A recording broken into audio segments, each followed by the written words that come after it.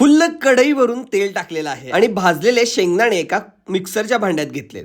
त्यानंतर हिरव्यागार मिरच्या निवडून घेतलेल्या आहेत. मिक्सर फिरवून भरड करून घ्यायची आहे. अशा पद्धतीनं हे एका पॅन मध्ये काढून घ्यायचं आहे. त्याच्यामध्ये रात्रभर भिजत ठेवलेले साबुदाणा टाकायचा आहे. याचवर चवीनुसार मीठ टाकायचं आहे. थोडीशी साखर टाकली तरी चालेल तुम्हाला आवडत असेल तर. बटाटे उकडून घ्यायचे आहेत. साल काढून या मिश्रणामध्ये टाकायचे आहेत. साबुदाणा, बटाटे, मिरची आणि शेंगदाण्याचं जे वाटण केलं आहे ते सगळे एकत्र करून घ्यायचं आहे. अगदी हाताने असं मळायचंच आहे. पहिला अशा पद्धतीने त्याचा गोळा करायचा आणि एक प्लास्टिक घेऊन त्याच्यावर व्यवस्थित थापून घ्यायचं.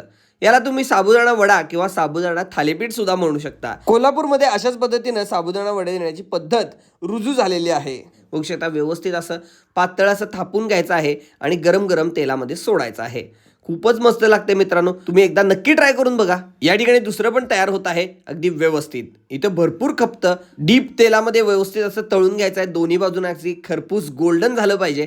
आणि या आजी सकाळी 7 वाजल्यापासून संध्याकाळपर्यंत अशा पद्धतीने हे वडे तयार करून विकत असतात. उपवासाच्या दिवशी खूप गर्दी असते. बघा किती मस्त दिसत आहेत. नक्की एकदा ट्राय करून बघा. मी या ठिकाणी स्वतः नेहमी हे वडे त्याचबरोबर साबुदाणा खिचडी आणि पोहे खात असतो. हे ठिकाण आहे आई अंबाबाई मंदिरापाशी भवानी मंडपच्या अगदी समोरच्या बाजूला.